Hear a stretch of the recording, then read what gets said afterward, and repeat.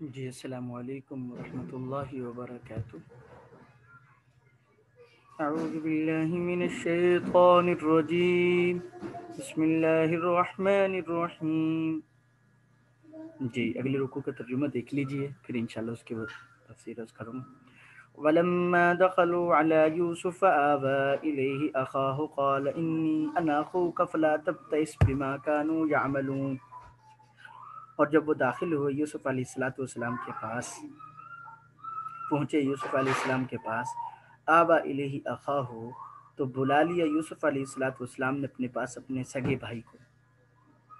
قال انی انا اخوک، فرمایا کہ میں تیرا بھائی ہوں۔ فلا تبتئس بما كانوا يعملون، تو رنج مت کر اس کا جو یہ بھائی کرتے رہے ہیں، تو اس کا رنج۔ فلما جہزهم بجہازهم، جب یوسف علیہ السلام نے ان کا سامان تیار کر دیا، جعل السقایۃ فی رحل اخیہ، جی تو پانی کا برتن اپنے بھائی کے سامان میں رکھ دیا۔ ثم اذن مؤذن ایتھا العیر انکم لصادقون، پھر ایک ندا دینے والے نے ندا دی، اے قافلے والو تم چور ہو۔ قالوا واقبلوا علی ماذا تفقدون، جی قالوا وہ ان کی طرف متوجہ ہو کر کہنے لگے، ماذا تفقدون کہ تم کیا چیز گم پاتے ہو تم؟ قالوا نفقد صواع الملک، فرمایا ہم بادشاہ کا جو ہے پیمانہ گم پاتے ہیں۔ وَلِمَنْ جَاءَ بِهِ، اور جو اس کو لے کر آئے، حمل بعیر، تو اس کو ایک اونٹ کا بوجھ یعنی کہ سامان ملے گا۔ وَأَنَا بِهِ زعیم، اور میں اس کا ذمہ دار ہوں۔ قالوا تاللہ لقد علمتم ما جئنا لنفسد فی الارض وما كنا سارقین، تو وہ کہنے لگے اللہ کی قسم تم کو خوب معلوم ہے کہ ما جئنا لنفسد فی الارض، کہ ہم لوگ زمین میں فساد پھیلانے نہیں آئے، یعنی اس ملک میں۔ وما كنا سارقین، اور نہ ہی ہم لوگ چور ہیں۔ قالوا فما جزاؤه ان کنتم کاذبین، تو ندا دینے والوں نے کہا کہ کیا سزا ہوگی، کیا سزا ہونی چاہیے اگر تم ہی جھوٹے ہو، اگر تم ہی جھوٹے ہو تو اس کی کیا سزا ہونی چاہیے؟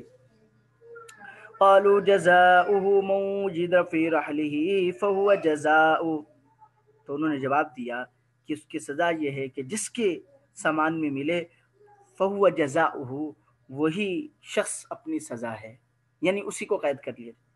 کذالک نجزی الظالمین، ہم ظالموں کو یوں ہی سزا دیا کرتے ہیں۔ فبدأ بأوعیتهم قبل وعاء اخیہ، تو یوسف علیہ السلام نے اپنے بھائی کے سامان سے پہلے دوسروں کی تلاشی شروع کروائی۔ وعاء برتن، اپنے بھائی کے برتن سے پہلے دوسروں کے برتنوں سے جو ہے نا وہ تلاشی شروع کروائی۔ ثم استخرج من وعاء اخیہ، پھر برآمد کر لیا اس برتن کو اپنے بھائی کے تھیلے سے۔ کذالک کدنا یوسف، اسی طرح ہم نے تدبیر کی یوسف علیہ السلام کے لیے۔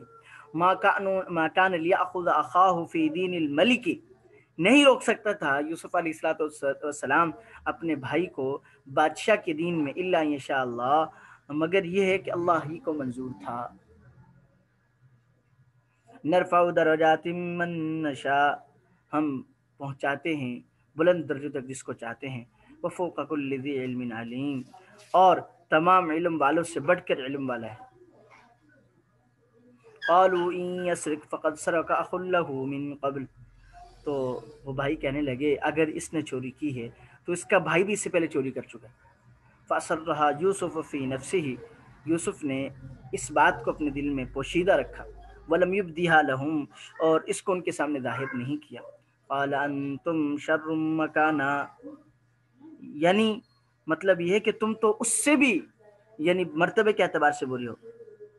واللہ عالم ما تصفون، اور جو کچھ تم بیان کرو اللہ اس کو خوب اللہ تعالیٰ کو خوب معلوم ہے۔ جی تو یہاں تک جو ہے نا مطلب یہ رکوع ہے، تو اس رکوع کی کوشش کرتے ہیں کہ اس کی تھوڑی سی مختصر سی تفسیر ہو جائے انشاءاللہ۔ اچھا ایک دو آیتیں رہ گئی ہیں، وہ آگے دیکھ لیجیے.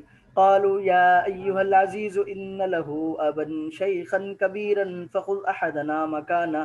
تو انہوں نے درخواست کی اے شاہ مصر، بے شک اس کا باپ بوڑھا ہے، بڑی عمر کا ہے، تو رکھ لے ہم میں سے کسی ایک کو اس کی جگہ. انا نراک من المحسنین، ہم دیکھتے ہیں آپ کو احسان کرنے والا.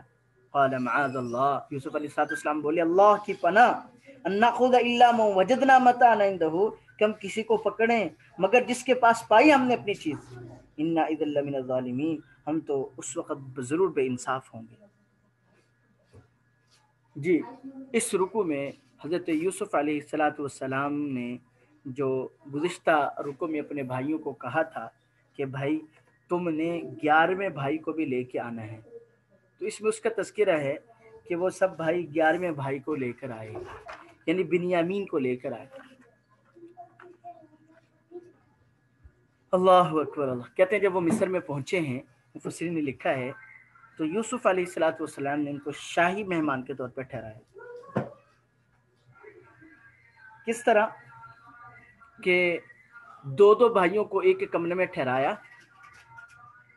اب رہ گئی بنیامین تو ان کو الگ سے ٹھہرایا، خود ان کے پاس رہے. پھر ان کو بتلایا کہ تمہارا کوئی، پوچھا ان سے پہلے کہ تمہارا کوئی بھائی یوسف تھا؟ تو وہ کہنے لگے کہ بالکل تھا. جی تو یوسف علیہ السلام نے بتلایا کہ بھائی انا یوسف، میں ہی یوسف ہوں، میں ہی یوسف ہوں. یعنی بھائی کو یقین دلا دیا کہ بھائی میں تمہارا بھائی ہوں. تو بہرحال اچھا، اب بعض مفسرین نے لکھا ہے کہ اب بنیامین نے ضد کی کہ بھائی مجھے اب اپنے پاس ہی رکھے، میں ان کے ساتھ نہیں جانا چاہتا. کیونکہ ظاہر سی بات ہے وہ بڑی حفاظت میں لے کے آئے تھے بھائی، کہ بھائی اب کہیں ایسا نہ ہو کہ بھائی نے پکڑ لیا، بھائی کو کہیں پکڑا گیا تو والد ہمیں نہیں چھوڑیں. تو چنانچہ حضرت یوسف علیہ السلام کے دل میں اللہ تعالیٰ نے یہ تدبیر ڈالی کہ انہوں نے جو شاہی غلہ تھا، ایک لفظ اس کے لیے استعمال کیا گیا سقایا، اور دوسرا ہے سوا، دونوں سے ایک ہی چیز مراد ہے. یعنی پانی کا برتن جس میں بادشاہ پانی پیتا تھا، یقیناً وہ برتن قیمتی تھا. مفسرین نے لکھا ہے کہ بعض کا کہنا ہے کہ زبرجد کا تھا، بعض کا کہنا سونے کا تھا، بعض کا کہنا چاندی کا تھا.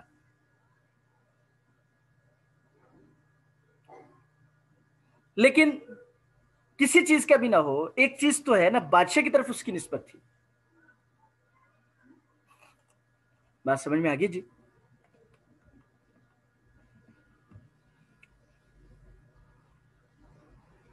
اللہ اکبر. اللہ اکبر. تو نسبت سے ان بہت چیز کا رتبہ بڑھ جاتا ہے.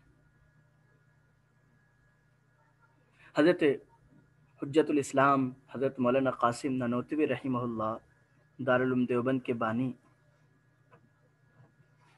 ایک مرتبہ کسی صاحب نے حضرت سے پوچھا کہ حضرت لوگ نیک لوگوں کے پڑوس میں دفن ہونے کو کی خواہش کرتے ہیں، اس کا کیا فائدہ ہوتا ہے؟ اس کا کیا فائدہ ہوتا ہے؟ سمجھ نہیں آتا. تو حضرت نے اس سے کہا کہ بھائی اس وقت پنکھے نہیں ہوتے تھے، تو وہ جو پہلے شاید آپ میں سے کسی نے استعمال کیے ہوں، وہ ہاتھ والے پنکھے، کہا جی یہ لو اور ہوا کرو. تو غالباً انہوں نے وہ لیا اور ہوا کرنی شروع کر دی. تو حضرت نے فرمایا کہ بھائی دیکھو اب ہوا کس کو کر رہے ہو آپ؟ کہا جی حضرت آپ کو. کہا جی آس پاس والوں کو ہوا جا رہی ہے؟ آس پاس والوں کو ہوا جا رہی ہے؟ کہا جی بالکل جا رہی ہے. تو مقصد تو ان کو کرنا نہیں ہے. کہا جی ان کو کرنا نہیں ہے. تو فرمایا کہ یوں ہی ہوتا ہے، اللہ پاک کی رحمتیں اپنے نیک بندوں پہ اترتی ہیں تو ان کے جو پڑوس میں مدفون ہیں تو کچھ نہ کچھ اثرات تو ان تک بھی پہنچتے ہیں. یعنی بارش کہیں اور پڑتی ہے لیکن ٹھنڈی ہوا کے اثرات میلوں تک پہنچتے ہیں.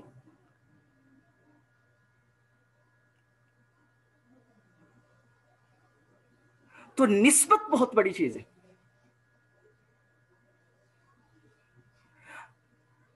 ایک مرتبہ ایک صاحب کہنے لگے کہ حضور علیہ الصلوۃ والسلام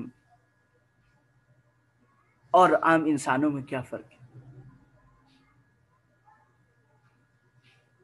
تو اللہ اکبر، جواب دینے والے نے ارشاد فرمایا کہ بھائی دیکھو کہ یہ بتلاؤ کہ جو مٹی حضور علیہ الصلوۃ والسلام کے بدن اطہر کے ساتھ لگی ہوئی ہے، بتائیں یہ ہماری زمین کی مٹی اور اس مٹی میں کوئی برابری ہے؟ تو وہ کہنے لگے کہ بالکل نہیں. اس مٹی کو تو وہ مقام حاصل ہے کہ وہ نبی صلی اللہ علیہ وسلم کے بدن اطہر کے ساتھ لگی ہوئی ہے، عرش و کرسی سے اعلیٰ ہے. تو فرمایا کہ مٹی ہونے میں دونوں برابر ہیں، لیکن اس مٹی کی نسبت جناب نبی کریم صلی اللہ علیہ وسلم کے بدن اطہر کے ساتھ ہو گئی ہے، اس لیے اس مٹی کی کا مقام اعلیٰ ہو گیا ہے. اس مٹی کی نسبت نہیں ہوئی، اس لیے اس کا مقام وہ نہیں ہے. تو حضور علیہ الصلوۃ والسلام انسان ہیں، بشر ہیں، لیکن وہ صرف بشر نہیں بلکہ سید البشر ہے. صرف نام میں مناسبت ہے، ورنہ ان کا مقام کائنات میں ان سے بڑھ کر مقام ہے ہی نہیں کسی کا.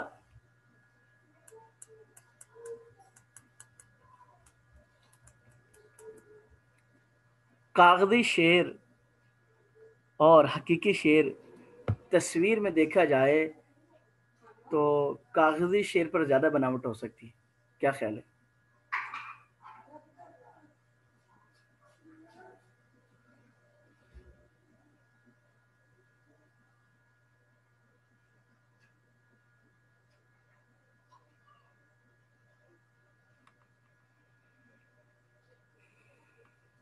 جی تو اب کیا ہے، صرف ایک شکل و صورت کی مناسبت ہے، ورنہ کاغذی شعروں سے کوئی ڈرتا نہیں ہے اور حقیقی شعر کے سامنے کوئی جاتا نہیں.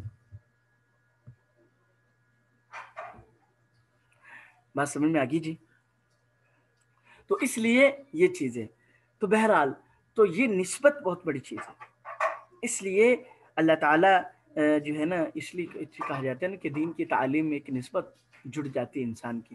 جب ہم قل اعوذ برب الناس پڑھتے ہیں، بسم اللہ پڑھتے ہیں، تو صرف ہماری نسبت ان نیک ہستیوں کے ساتھ ہو جاتی ہے جن سے سلسلہ بسلسلہ، سینہ بسینہ یہ علم ہم تک پہنچے.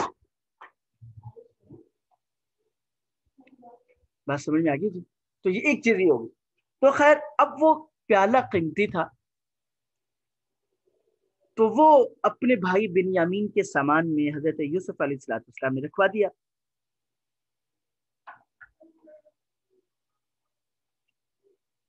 اب یہ رکھوانا، اس میں بہت ساری چیزیں آتی ہیں، ذرا توجہ کیجئے گا کہ بھائی ایک چیز یہ آتی ہے کہ حضرت یوسف علیہ السلام نے بلا وجہ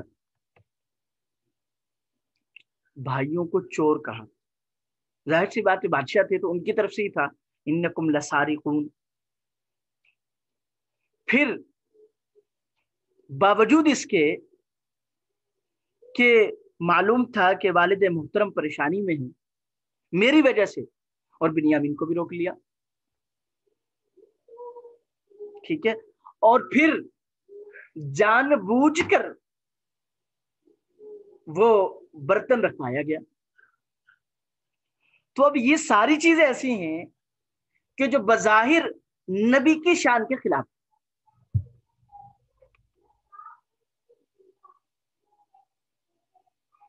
یہ ساری چیزیں ایسی ہیں جو بظاہر نبی کی شان کے خلاف.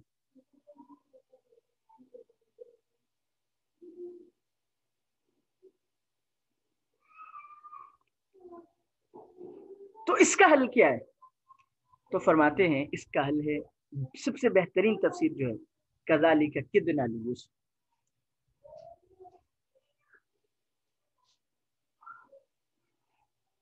توجہ ہے جی سب کی؟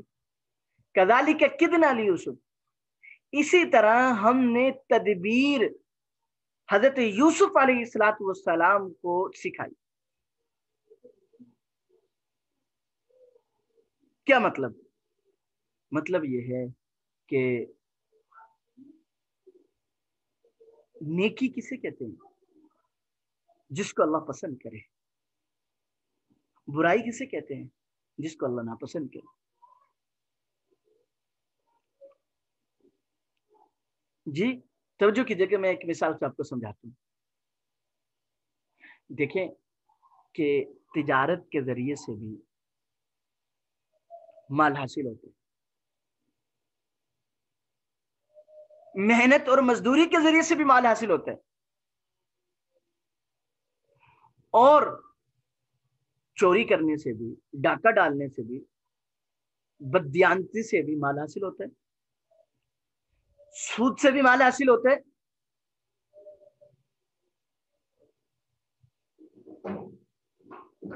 یہ بات سمجھ میں آ رہی ہے؟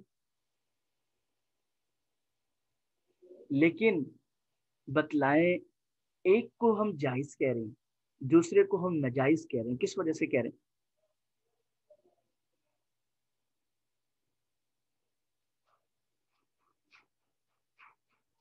جی بتلائیے۔ ایک کو جائز کہہ رہے ہیں،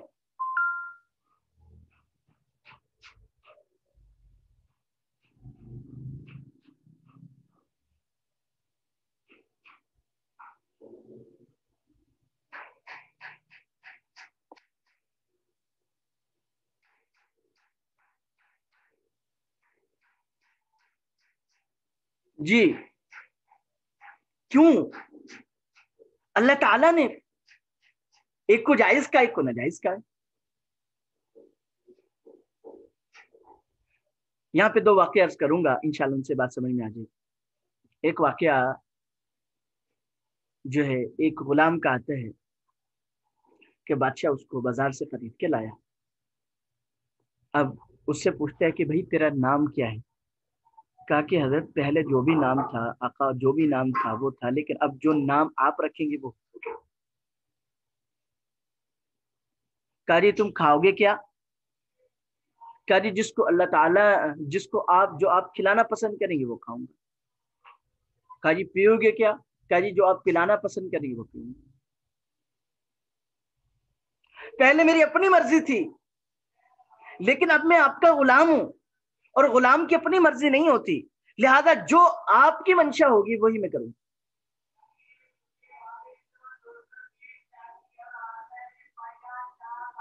جی اس سے بھی ایک اور مثال عرض کرتا ہوں۔ ایاز، محمود اور ایاز کا واقعہ آپ نے سنا ہوگا۔ وزیر تھا، لیکن وزیر ایسا تھا کہ باقاعدہ اس کے پاس وزارت نہیں تھی، لیکن بادشاہ کا قریبی دوست تھا۔ تو اب وہ ہیرا جو تھا، ایک ہیرا منگوایا بادشاہ نے، کسی نے ان کی شکایت کر دی کہ یہ آپ کے خلاف ہے، یہ بندہ جو ایاز ہے یہ ٹھیک بندہ نہیں ہے وزیروں میں سے، حاسدین میں۔ تو بادشاہ نے جو عملی طور پر ان کا علاج کرنا چاہا،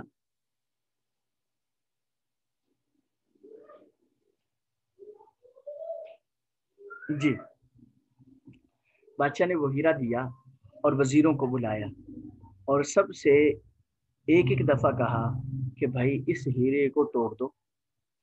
اب قیمتی بہت تھا، تو سب کا یہی جواب تھا مشترکہ طور پر کہ یہ ہیرا تو بہت قیمتی ہے، اس کو کیسے توڑے ہم، ہماری ہمت نہیں ہے۔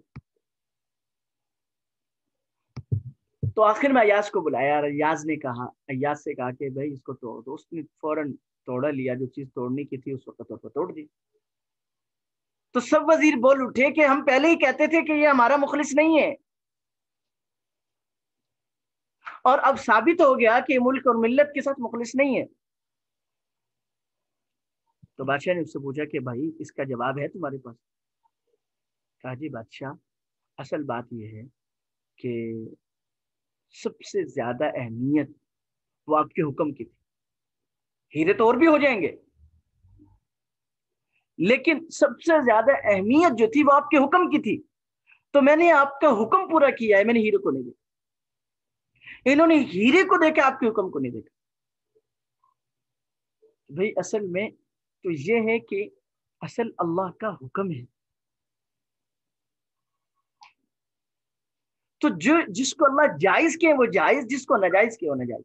اب قرآن پاک میں اس کی دوسری مثال، تو بھائی یہ ساری تدبیر اللہ تعالیٰ نے سکھلائی کہ دینا یوسف، تو جب اللہ نے سکھلائی تو وہ کوئی غلط نہیں۔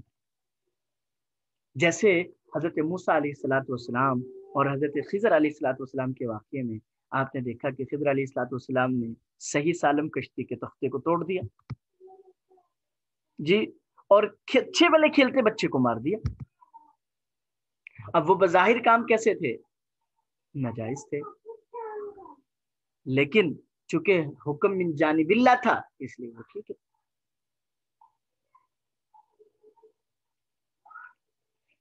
تو اس لیے کذالک کدنا لی، اب یہ تدبیر کیوں کروائی؟ اس کی وجہ یہ ما کان لیأخذ اخاه فی دین الملک الا ان شاء اللہ، کہ مصر کا جو مسلک مذہب تھا اس مذہب کے موافق چور کو روکنے کی اجازت نہیں تھی، سزا دے کر ڈبل جرمانہ لے کر اس کو نکالنے کی کا حکم تھا۔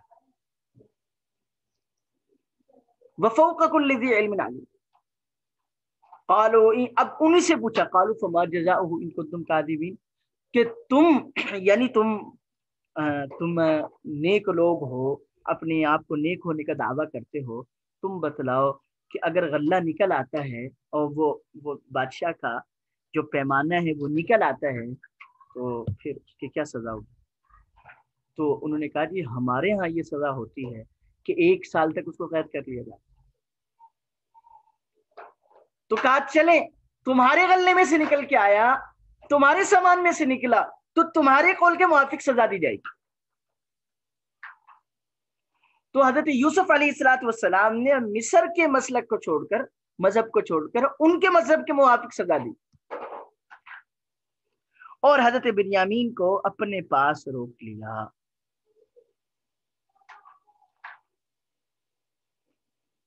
بات سمجھ میں آ گئی جی؟ حضرت بنیامین کو اپنے پاس روک لیا۔ وفوق کل ذی علم علیم، یہاں ایک بات عرض کروں گا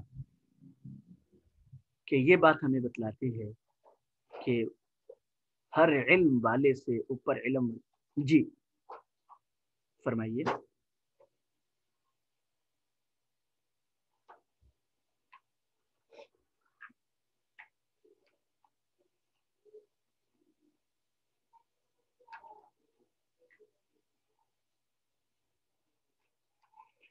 اللہ، اچھا 1 سال تک روکے رکھنے کا ان کی شریعت کے موافق، یعقوب علیہ السلام اسلام کی شریعت کا دستور تھا، تو اسی کے موافق سزا دی۔ اب یہاں پر وہی اشکال آتا ہے کہ بھائی کو بتا دیا، والد تک بات نہیں پہنچائی، تو اس کا جواب وہی ہے کہ اللہ تعالیٰ کو یہی منظور ہے۔ تو بہرحال وفوق کل ذی علم علیم، ہر علم والے سے اوپر علم والا ہے، ٹھیک ہے؟ یعنی مطلب یہ ہے کہ ہر علم والے سے اوپر علم والا ہے، کہ یعنی بتلایا یہ ہے کہ کوئی اپنے علم اور ہنر پر گھمنڈ نہ کرے۔ آپ کو پتہ ہے حضرت موسیٰ علیہ الصلوۃ والسلام حضرت خضر علیہ الصلوۃ والسلام کے پاس علم سیکھنے کے لیے کیوں گئے تھے؟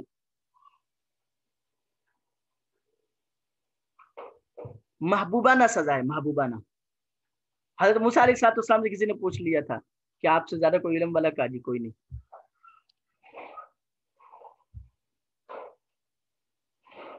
اللہ تعالیٰ کو یہ ادا ناپسند ہے، فرمایا ہاں ہمارا ایک بندہ ہے مجمع البحرین میں ملے گا آپ کو، اس سے جا کے علم سیکھ کے آئیں۔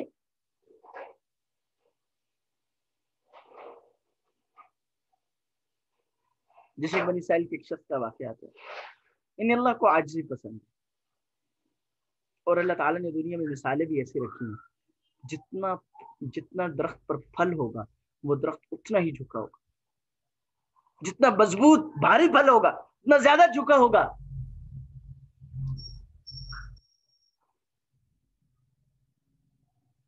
تو ساجی مفتی حسن صاحب دامت برکاتہم العالیہ بھی 12 دفعہ فرماتے رہتے ہیں کہ کہ اخلاص کی علامت کیا ہے. اگر کوئی بندہ آگے بڑھ رہا ہے تو جانچنا ہے کہ وہ بندہ مخلص ہے یا نہیں. تو فرمانے لگے کہ اخلاص کی علامت یہ ہے کہ آدمی جتنا بڑا ہوتا جائے اس کے اندر اتنی ہی عاجزی آتی جائے.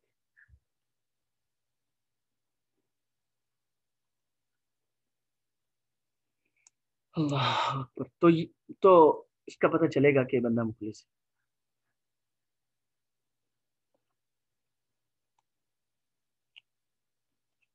اور عام طور پہ ہوتا کیا ہے خاندانوں میں ہم دیکھتے رہتے ہیں کہ بھائی تھوڑی سی کوئی مال و دولت آئی, کوئی منصب آیا تو بھول گئے ہم کون تھے, ہم کیا تھے. اچھا وہ بات بیچ میں رہ گئی. تو اس میں بھی کہتے ہیں کہ کیا بات رہی کہ ایاز پھر جو الزام لگایا تھا ایاز پر وزیروں نے وہ یہ تھا کہ بھئی یہ مال جمع کرتے رہتے ہیں. تو بادشاہ نے پوچھا کہ بھی دوسرا اعتراض آپ پر یہ ہے کہ آپ مال جمع کرتے ہو. کہا جی بادشاہ میرے ساتھ آ جائیں. لے کے گئے اس بند سے کمرے میں جس کے بارے میں یہ تھا کہ اس نے خزانہ دفن کیا. تو اس پہ پھٹے پرانے جوتے, پھٹے پرانی پوشاک. کہا صرف یہی کل خزانہ یہاں پہ؟ کہا جی یہی ہے. بھئی یہ کیوں رکھا ہوا ہے؟ بڑا خوبصورت جو کہا کہ میں اپنے پرانے وقت کی یاد کرتا ہوں یہاں آ کر. میں اپنے آپ سے خطاب کرتا ہوں ایاز تو وہی تھا جس کے پاس پھٹے جوتے ہوتے تھے, پھٹے پرانے کپڑے ہوتے تھے. اپنی حقیقت کو یاد رکھ, اپنے ماضی کو یاد رکھ. اس لیے اپنے ماضی کو یاد رکھنا چاہیے. بہرحال اس لیے اللہ تعالیٰ نے فرمایا فوق کل ذی علم علیم. اچھا اب جب وہ ان کے تلاش کرنے میں نکلے ہیں تو پہلے دوسرے بھائیوں کی تلاشی لی, آخر میں بنیامین کے لیے وہ مل گیا. کتنا مشکل ہوتا ہے اس طرح صبر کرنا. تو جب ملا نا تو بھائی فوراً کہنے لگے قالوا ان يسرق فقد سرق اخ له من قبل. اس کی غلطی نہیں, اس کا بھائی بھی پہلے چوری کر چکا ہے. بچپن میں پھوپھو نے اپنے پاس رکھنے کے لیے بھی وہ بھی ایک چوری کا ایک نظم بنایا تھا, چوری نہیں کی تھی, بچے تھے. کہا اگر اس نے چوری کی ہے نا تو اس کا پہلا جو بڑا بھائی تھا نا وہ بھی چوری کرتا تھا. حضرت یوسف علیہ السلام کتنا مشکل تھا کہ سامنے کھڑے اور کہا جا رہا کہ اس نے چوری کی ہے. تو دل میں کہا قال انتم شر مکان, تم تو اس سے بھی برے. ہم نے تو چوری کی نا, تم نے تو قتل کے در پہ ہو گئے, کنویں میں پھینک دیا. اللہ. اب پھر ملنا سماجت کرنے لگے آخر میں کیا یا ایھا العزیز ان لہ ابا شیخا کبیرا, ان لہ ابا شیخا کبیرا. اس کا بوڑھا باپ. فخذ احدنا مکانا, ہم 10 ہیں, ہم میں سے کسی ایک کو رکھ لو. لیکن رکھنا ہی انہیں کو منظور تھا. تو یوسف علیہ السلام کہنے لگے معاذ اللہ, اللہ کی پناہ, ان ناخذ الا من وجدنا متاعنا عنده, کہ ایسا تو نہیں کر سکتے ہم کہ چوری کسی اور کے پاس ملی ہو, چوری کا برتن کسی اور سے ملا ہو اور پکڑ کسی اور کو لیں. ان اذا لمن الظالمین, اس وقت اذا الظالمین, ہم تو اس وقت ظالموں میں سے ہو جائیں. بہرحال کیونکہ اللہ تعالیٰ نے یہ تدبیر کی تھی تو اس لیے کوئی قابل اعتراض بات نہیں. اللہ تعالیٰ ہمیں اسی سمجھ نصیب فرمائے. دعا میں یاد رکھیے گا. اچھا یہ ذہن میں رکھیے گا کہ کل ہمارا سبق نہیں ہو سکے گا, کل کی جگہ پہ ہفتے والے دن انشاءاللہ سبق ہوگا. باقی میں کل اطلاع بھی کر دوں گا. کل سبق نہیں ہو سکے گا, کل کی جگہ پہ ہفتے والے دن انشاءاللہ کلاس ہوگا. السلام علیکم ورحمۃ اللہ وبرکاتہ.